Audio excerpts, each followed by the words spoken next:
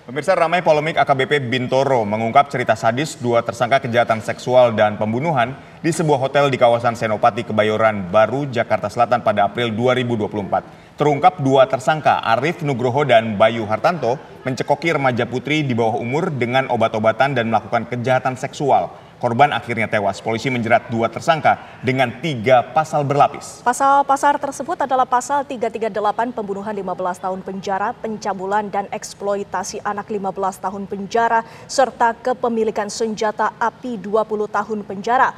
Mengapa dua tersangka dengan teganya menghabisi korban remaja putri di bawah umur? Apa motivasi dari para pelaku? Sudah bersama kami pengamat kepolisian Bambang Rukminto yang saat ini berada di studio. Selamat petang Mas Bambang. Dan juga ada psikolog klinis Melissa Grace. Selamat petang Mbak Lisa. Iya, selamat petang Windy dan Aditya dan juga Bapak. Ya, pertama-tama kami ingin langsung saja menanyakan kepada Mas Bambang. Mas Bambang, ini kan kasusnya melakukan pemerkosaan terhadap anak di bawah umur, melakukan pembunuhan dan juga melakukan penyuapan. Ini bagaimana Anda melihatnya? Iya, saya melihat ini kejahatan yang luar biasa ya, apalagi menyangkut seorang anak gitu, seorang remaja di bawah umur gitu. Tentu pasalnya yang dikenakan tentu akan berlapis, ya. Mulai dari pembunuhan yang pasti pembunuhan dengan sengaja. Dan bisa saja dinaikkan lagi pembunuhan berencana karena kan ada upaya-upaya yang direncanakan tentunya dalam melakukan pembunuhan di sini seperti itu. Makanya hukuman bagi mereka yang melakukan pembunuhan dengan kesengajaan, dengan berencana ini tentu bisa berlapis dan hukumannya juga sangat tinggi, bisa hukuman maksimal seumur hidup atau hukuman mati seperti itu. Baik, saya ingin ke Mbak Lisa terlebih dahulu. Mbak Lisa, ini ketika kita melihat kasus ini, modus open BO, kemudian di situ ada mencekoki korban dengan narkoba di situ. Anda melihatnya apakah memang berkaitan antara narkoba, kemudian ada kejahatan seksualitas di situ? Apakah ini sesuatu yang mempunyai kaitan, Mbak, ketika kita berbicara soal kejahatan? Oke, baik. Karena saya adalah psikolog klinis, jadi saya coba untuk melihat kasus ini dari background ilmu yang saya tahu ya sebagai psikolog klinis gitu. Jadi kalau kita bicara tentang perilaku individu itu bisa sangat kompleks tentunya. Untuk tepatnya kita perlu melakukan asesmen psikologis terhadap individu yang terkait gitu, yang bersangkutan.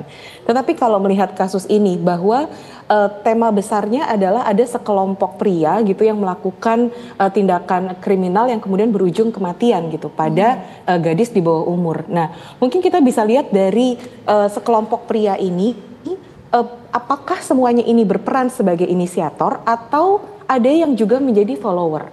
Kalau tadi berbicara tentang kejahatan gitu, ada narkoba dan ada kemudian tadi nyekokin sampai akhirnya korbannya meninggal. Nah, apakah intensi awalnya ini adalah melakukan pembunuhan atau sebenarnya ini adalah kegagalan untuk mempertimbangkan konsekuensi dari perilaku berisiko? Gitu. Nah, kita perlu melihat tentunya ya tadi ya untuk tahu pastinya perlu dengan pemeriksaan dengan individu yang bersangkutan. Tetapi kalau bicara tentang kenapa orang tega ngelakuin itu ya, sebuah penelitian dari Philip Zimbardo, seorang psikologis di 1971 tentang Stanford Prison Experiment mengatakan bahwa individu yang diberikan power berlebih dan situasi yang mendukung itu bisa saja berperilaku yang bengis, sekalipun individu itu bukanlah orang yang jahat mungkin sebelum-sebelumnya. Gitu. Jadi kita perlu melihat berbagai aspek nih di sini. Begitu Aditya. Ya, yang tentunya juga menjadi keprihatinan khusus adalah dua korban ini merupakan anak di bawah umur. Dan kita ketahui juga ada dugaan bahwa ini adalah modus prostitusi open BO. Mengapa anak ABG ataupun remaja putri ini banyak sekali yang terjerat atau masuk ke dunia hal yang gelap seperti itu, Mbak Melissa? Kita bicara berarti dari sudut pandang korbannya begitu ya Windy ya.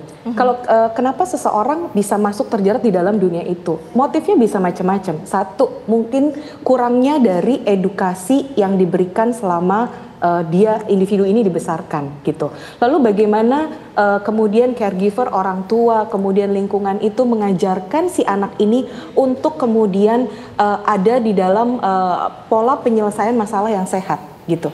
Nah, seringkali anak dibiarkan belajar sendiri nih dari pengalaman dan lingkungannya. Sementara yang akhir-akhir ini terjadi adalah budaya instan. Jadi kalau mau apa-apa cenderungnya instan gitu. Jadi bisa jadi para gadis-gadis muda ini masuk terjerat, bisa jadi karena ada pola penyelesaian masalah yang instan, bisa jadi karena kurangnya edukasi terhadap pentingnya untuk menjaga diri, pentingnya untuk kemudian memberikan batasan-batasan yang sehat terhadap perilaku seksual yang berisiko dan tidak berisiko. Banyak sekali alasan yang bisa menjadi latar belakangnya, begitu. Baik, ini ketika kita melihat kasus seperti ini, ada kaitannya dengan narkoba. Mengapa ini masih marak sekali terjadi? Terkait dengan pembunuhannya. Ya, pembunuhan ada narkoba di situ. Ya, benar yang disampaikan tadi oleh Mbak Fitri ya, bahwa ini juga merupakan upaya untuk menutupi kasus yang lebih besar ya, terkait dengan narkoba itu. Makanya dua korban ini dicekoi dan kemudian untuk agar tidak menjadi saksi, kemudian dibunuh seperti itu. Betul.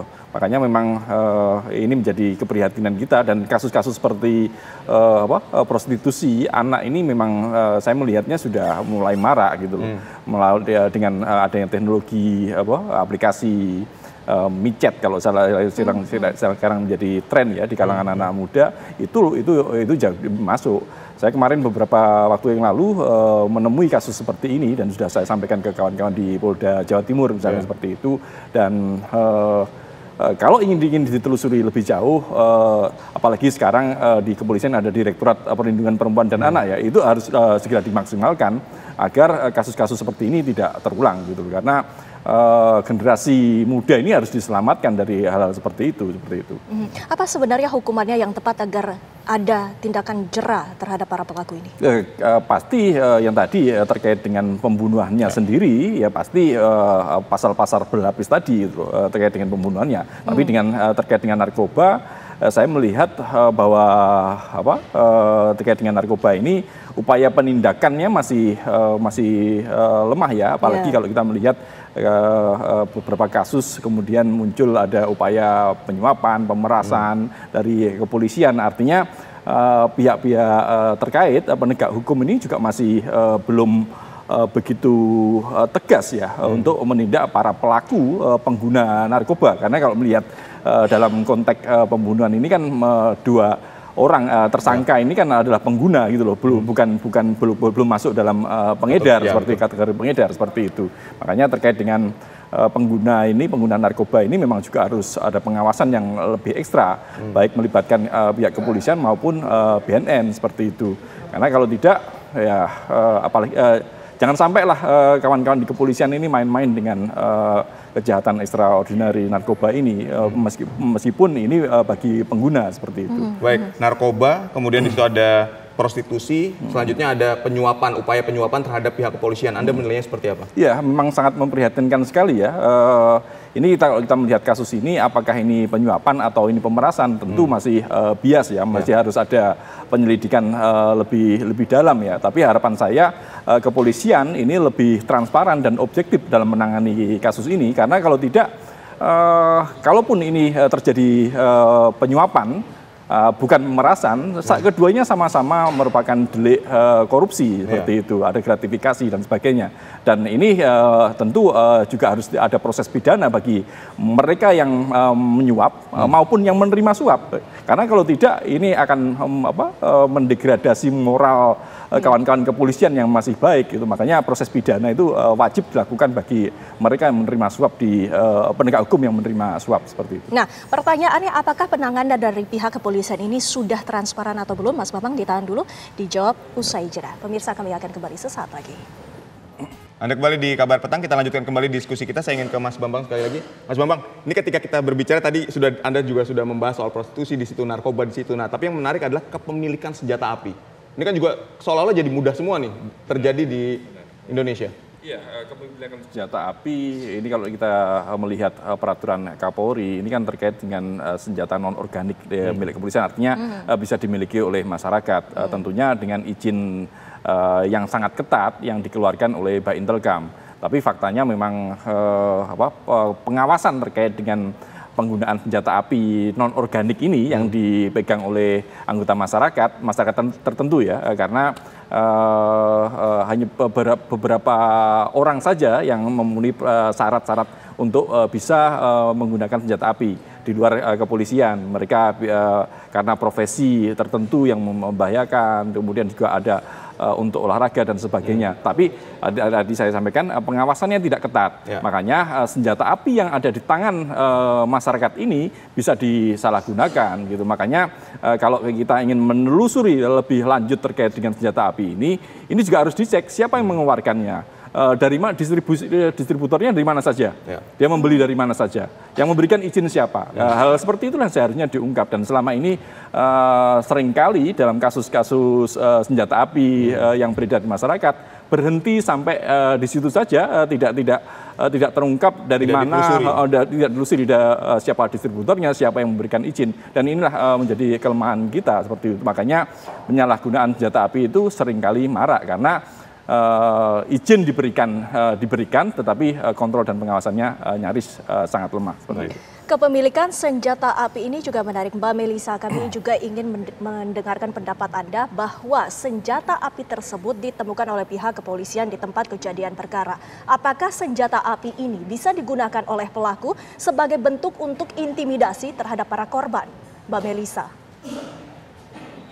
Oke, ya kalau kita bicara tentang kemungkinan ya semuanya kemungkinan bisa terjadi, Windy. Tetapi kita kan tidak bisa menerka-nerka ya, tergantung dari proses pemeriksaan yang sudah dilakukan oleh aparat itu sendiri. Apakah senjata itu digunakan atau tadi kematiannya itu terjadi karena obat-obatan yang diberikan. Kalau kematian terjadi karena obat-obatan yang diberikan, maka juga perlu ditelisik dari intensi awalnya. Apakah memang ada intensi awal untuk membunuh? Atau ini adalah kegagalan si pelaku-pelaku ini untuk mempertimbangkan konsekuensi dari perilaku yang berisiko. Perilaku yang berisiko kan gini ya, kalau kita kasih obat ke orang dalam jumlah yang banyak, kan itu ada kemungkinan orangnya bisa jadi teler, respon tubuhnya seperti apa. Nah mungkin hal-hal seperti itu yang tidak dipertimbangkan gitu. Dalam kasus ini saya juga ngelihat bahwa ya memang adanya kurangnya kontrol diri dan empati ya dari si pelaku terhadap korban gitu. Kan orang teler juga nggak langsung pingsan begitu ya, pasti ada tahapannya begitu. Nah ketika kemudian korban mulai misal tidak sadarkan diri dan sebagainya, seharusnya pelaku menghentikan perbuatannya misalnya seperti itu. Gitu Windy. Artinya ini ada kelalaian artinya? Maksudnya kelalaian? Kelalaian dalam hal adanya pemberian narkotika sehingga terjadinya korban tewas. Untuk itu kita perlu pemeriksaan dengan yang bersangkutan ya. Apakah ini kelalaian ataukah ini adalah sesuatu yang tadi perbuatan yang disengaja. Begitu. Nah untuk itu tentunya kita tidak bisa menjawab kalau tidak melakukan pemeriksaan. Begitu. Tapi ketika tadi ceritanya bahwa ada certain atau sejumlah laki-laki dewasa yang melakukan aktivitas seksual dengan anak yang remaja di bawah umur gitu, itu bisa terkait dengan isu kebutuhan untuk mendominasi. Jadi si pelaku ini merasa bahwa dengan mencari subjek yang dianggap seolah tidak terlalu mengancam, itu lebih terasanya lebih aman. Baik. Seperti itu. Mbak Melisa, ini kan kalau kita lihat pelaku ini secara profil adalah orang yang mapan, kemudian dari kalangan yang berada. Kenapa kok terus seorang bisa melakukan sebuah penyimpangan perilaku seksual, misalnya tadi dengan open BO, kemudian ada narkoba di situ yang melibatkan narkoba. Nah ini seperti apa Anda melihatnya? Kalau melihat individu itu sangat mungkin pikiran, emosi, kemudian perilaku itu juga tidak hanya dipengaruhi oleh kondisi-kondisi dirinya, tetapi juga nilai-nilai yang di-share bersama di lingkungan sosialnya. Dalam arti kalau tadi dari ceritanya bahwa ini ada sekelompok orang-orang, saya menduga, sekali lagi saya menduga, sekelompok orang-orang ini seolah punya nilai yang sama, yaitu pro sama violence atau kekerasan gitu. Baik. Sehingga perilaku-perilaku yang menurut orang awam melanggar norma, mungkin mereka tidak terlalu menganggap itu adalah big thing gitu buat mereka. Nah, Mas Bambang, gitu. Ya, jika Anda melihat kasus ini, apakah dari pihak kepolisian ini belum transparan? Kalau sudah transparan, tentu kasus ini tidak mencuat lagi. Saya melihatnya seperti itu. Mengapa saya menyatakan bahwa ini tidak transparan? Karena di situ ada muncul problem bagaimana kasus itu yang terjadi sebenarnya. Seperti disampaikan Mbak Melisa tadi, seharusnya pemeriksaan secara ilmiah memenuhi cyber crime investigation itu harus dilakukan. Jadi semuanya sudah bisa dilihat bagaimana proses terjadinya kematian itu. Apakah dari narkoba, apakah karena kekerasan yang lainnya seperti itu. Hal seperti itulah seharusnya disampaikan ke publik sehingga tidak mencuat lagi kasus yang sudah terjadi beberapa bulan yang lalu sekarang ramai di masyarakat seperti itu. Dan sekarang bagaimana dengan kasus penyuapan yang dilakukan oleh kedua tersangka ini? Ya, kita melihatnya bukan persoalan menyuap atau memeras ya, karena pihak pelaku dalam hal ini tentu adalah pihak yang lemah gitu. Kepolisian yang memiliki kewenangan hukum itu adalah pihak yang dominan. Jadi apakah ini menyuap atau sebaliknya kepolisian anggota kepolisiannya memeras, ini tentu masih bisa diperdebatkan. Tetapi dari kedua antara menyuap dan memeras ini sama-sama adalah delik korupsi yang tentu semua mereka yang terlibat di situ harus diproses pidana juga, baik pelaku maupun personil penegak hukumnya seperti itu. Tetapi lagi-lagi ini kan butuh proses, harus ada pembuktian yang lebih kuat di mana unsur penyuapannya, di mana unsur pemerasannya yang itu bisa dilakukan secara transparan nanti bila dibuka di pengadilan. Saya merasa lihatnya seperti itu. Karena bila hanya terbatas di kepolisian saja, ini saya tidak yakin bisa dilakukan secara objektif dan transparan. Karena tentu ada ego sektoral dari kepolisian untuk melindungi personilnya seperti itu. Nah, pasal-pasal yang dijerat antara lain pasal pembunuhan 15 tahun penjara, pencabulan anak di bawah umur, dan juga kepemilikan senjata api secara ilegal. Apakah ketiga-tiganya ini bisa diterapkan kepada pelaku? Tentu sangat bisa diterapkan. Akumulasi dari pasal-pasal yang dituduhkan itu bisa menambah berat sanksi yang diberikan kepada para pelaku. Makanya tadi saya sampaikan di awal bahwa dengan ini ada upaya kesengajaan, gitulah, ada upaya kesengajaan untuk membunuh. Terlepas hasil dari pemeriksaan yang sudah dilakukan oleh kepolisian, karena di situ ada dilakukan bersama-sama, kemudian korbannya pun juga tidak tunggal seperti itu. Makanya hukuman sanksi maksimal ini harus diterapkan, dan sampai sekarang kan ini masih proses di pengadilan kan seperti itu. Baik, saya ingin ke Mbak Melisa. Mbak Melisa, ini kalau dari kajian psikologi klinis, jadi upaya apa yang harus dilakukan untuk menghindari remaja-remaja kita dari tadi kasus narkoba, kemudian prostitusi dan seterusnya? Iya, thank you Aditya sudah menanyakan ini, karena sekalipun tadi ya remaja-remaja tadi masuk ke dalam dunia seperti itu ya, open BO dan sebagainya, tetapi ini tetap yang terjadi ini tetap sebuah perilaku seksual yang tidak seharusnya terjadi, karena setiap individu di bawah 18 tahun itu masih tergolongnya anak gitu, dan mereka sebagai korban tidak bisa dipersalahkan. Kenapa? Karena sebelum masuk ke usia 18 tahun, perkembangan kognitif pola pikir seseorang belum dilihat cukup matang untuk membuat keputusan-keputusan yang penting gitu di dalam hidupnya gitu. Nah, jadi gimana caranya supaya remaja-remaja kita nextnya tidak kemudian terjerat di dalam dunia yang serupa? Ya tentunya perlu pengawasan dari orang tua, dari significant others-nya, dari lingkungannya, dan perlu kepedulian kita bersama untuk satu menanamkan benar-benar nilai tentang bagaimana sih value diri seseorang, dan juga mengajarkan remaja-remaja ini untuk menyelesaikan masalahnya tidak semuanya dengan instan gitu. Karena kalau misalnya terbiasa untuk menyelesaikan masalah dengan instan, masalah kehidupan selalu ada, dan biasanya kalau terbiasa menyelesaikan dengan instan, maka pola-pola yang akan digunakan juga pola-pola yang instan. Mau cepat misalnya beli sesuatu, ya udah yang cepatnya aja ngapain gitu. Jadi perlu ini kayak share responsibility atau tanggung jawab bersama begitu Aditya dan Windy. Baik. Terima kasih Mbak Melisa, informasinya sangat lengkap. Terima kasih juga Mas Bambang, waktunya bersama kami di Kabar Petang. Selamat sore Bapak Ibu. Pemirsa, suasana mencekam tergambar ketika menyaksikan puing-puing bekas kebakaran di Glodok Plaza. Kami akan hadirkan sesaat lagi.